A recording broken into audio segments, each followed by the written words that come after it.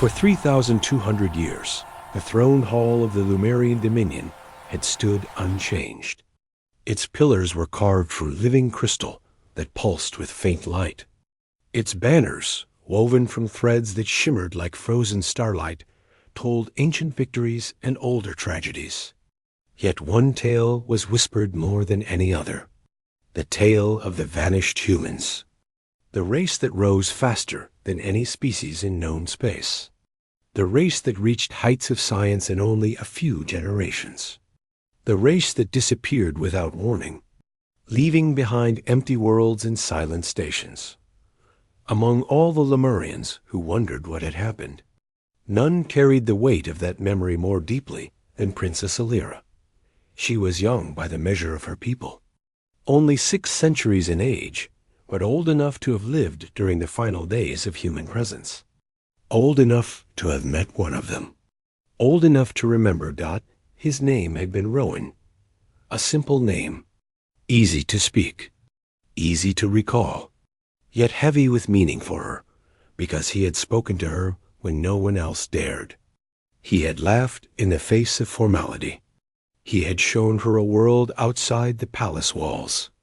In her childhood, she had slipped away from her guardians whenever the human delegation visited, only to listen to him speak of far worlds and curious ideas drawn from the human imagination. He had taught her a simple greeting from his people, placing his hand on his chest in a gesture of honesty. She had tried her best to return it despite her awkwardness at the time. Then, one cycle, he had vanished along with the rest of his species. No message, no clue, no trace. For centuries she had wondered. For centuries she had waited. For centuries she had held a memory close to her heart without telling anyone. Now, 3,200 years later, the throne hall that had once held quiet sorrow surged with noise. Scouts had returned with unbelievable news. Human signals had been detected near the Rim Nebula. Real signals, not ghost echoes from ancient ruins. The Dominion had prepared first contact ships. The royal court had been summoned. The palace had awakened as if from a long sleep when the fleet finally detected a human vessel approaching Lemurian space. Alira stood at the balcony overlooking the hangar bays. Her silver robes fluttered gently as transports lifted from the ground. Her heart, steady for centuries, beat in uneasy rhythm. Could it be true? Had humans returned? Had Rowan returned? The thought frightened her. How could someone be alive after that much time? Could it simply be a new generation of humans who knew nothing of her world? Nothing of him.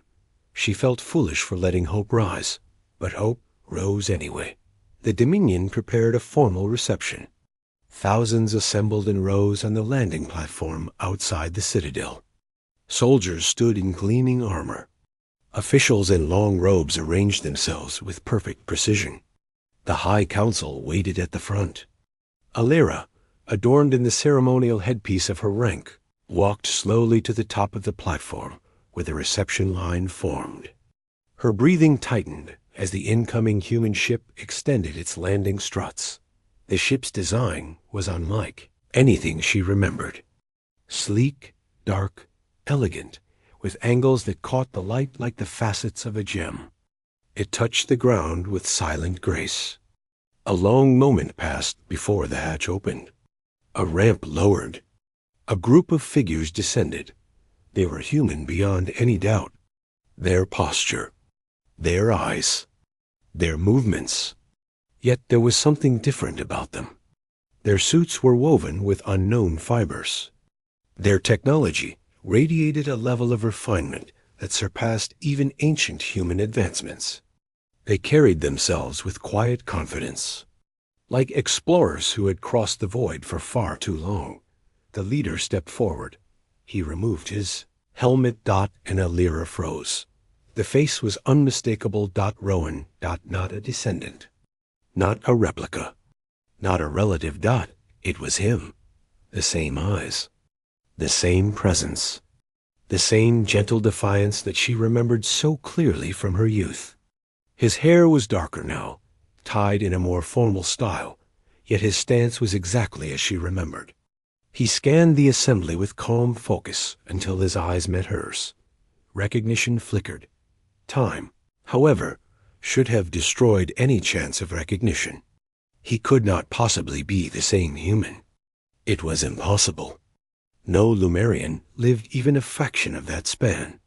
No known biology could survive such a length unaided. And yet he was standing there as though 3,000 years were nothing more than a long journey. Alira's heart wavered with disbelief. Rowan stepped down the ramp and approached the royal delegation. His voice carried across the platform with the same warmth she had heard centuries ago. "I greet you in peace." The High Council bowed in return. Alira, however, could not move. The world narrowed to a single truth. He remembered the greeting he had taught her, the one she had practiced, the one she had never forgotten. When the formal introductions began, Rowan spoke to the council about the fate of humanity. They had left the galaxy after unlocking a dangerous energy source. They had traveled beyond known stars, seeking safer places to develop their knowledge. For 3,000 years they had expanded, evolved, and advanced in ways no one could have imagined. Only when they were certain their power would not harm. Others had they begun the long journey back. The council listened in. Alira listened in silence. When the assembly ended, the council escorted Rowan to the inner chambers for discussion. Only once the officials dispersed did Rowan glance toward the balcony where Alira had retreated. He walked toward her with slow steps. She felt her breath catch again, a strange sensation for someone whose body rarely reacted so strongly to anything. When he reached the base of the balcony, he looked up. "I thought that might be you," he said. His voice held no uncertainty. Alira stepped down from the platform, each foot heavy as if the centuries pressed upon her. She stopped at arm's length, studying him carefully. "You should not remember me," she whispered. He smiled gently. "Humans changed more than anyone expected," he replied. "Our minds adapted for long journeys, for long memory, for long duty." She hesitated before asking the question that had lived inside her for millennia. "Why did you return now?" Rowan looked at her with a mix of sincerity and something deeper. "Because part of humanity never forgot this place. And because I made a promise before I left." Alira blinked. "A promise to whom?" "To someone who asked me if humans would ever come back. I told her I would try."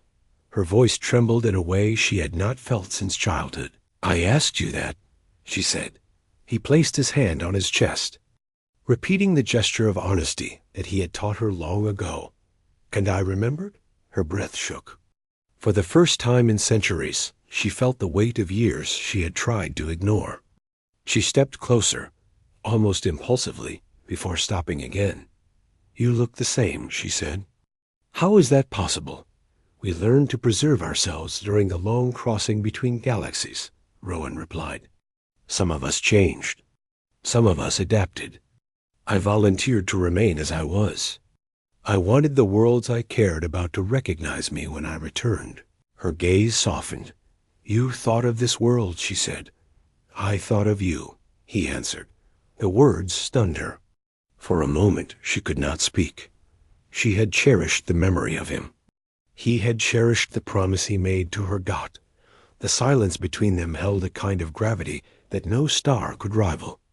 After a few breaths, Rowan spoke again. "Will you walk with me?" She nodded almost instantly. They left the platform and walked through crystalline corridors that glowed with soft light. Servants stepped aside. Guards bowed respectfully. The palace seemed to hold its breath. Alira led Rowan to the garden at the heart of the palace. Bioluminescent flowers traced gentle patterns in the air.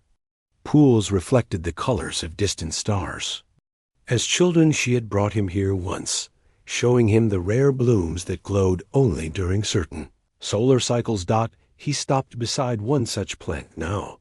"You taught me the name of this one," he said. Lumeravine, her eyes widened. He remembered even that. Do all humans carry memory that long now? No, he said softly. Only those who choose to. Only those who wish to preserve the past as a guide for the future. She swallowed lightly. And you chose to remember me. He nodded. I chose to remember the first alien who ever spoke to me like an equal. The first royal who bowed when she did not have to. The first person outside my people who said she hoped we would return again one day. Alira felt warmth rise inside her chest. You cherished that moment for 3,000 years. She murmured dot. He glanced upward at the glowing leaves.